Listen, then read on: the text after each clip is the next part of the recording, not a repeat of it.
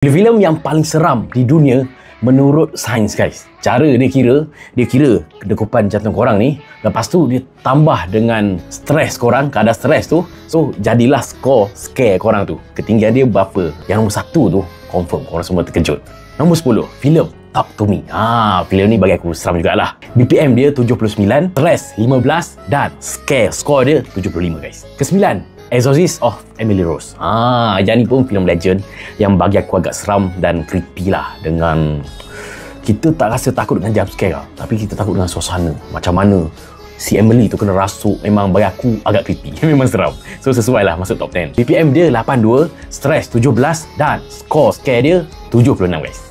So, ke-8 pula, filem Smile One. Yang ni baru je kita tengok. Bagi aku lah, memang jump scare dia jadi.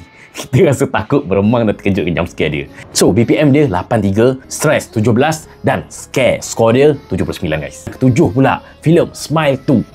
Aku pun tahu kenapa boleh masuk Smile 2. Aku rasa lagi seram yang first daripada yang second. Tapi ini ikut kajian orang, aku tak pasti. So, BPM untuk Smile 2 ni 83, stres dia 17 dan score dia 79, guys. Dan yang ke-6 pula, filem Hereditary. Ni antara filem seram daripada Hollywood yang bagi aku yang paling creepy lah. Dia rasa meremang tau tengok filem. Dia bukan takut, terkejut apa semua, tapi kita rasa meremang dengan apa yang berlaku, dengan scene-scene seram yang ditunjukkan ni. Kita rasa seram sejuk je. Dia bukan terkejut tau. So, BPM untuk filem ni 82, stres pula 19 dan scare dia 81, guys. Dan yang kelima,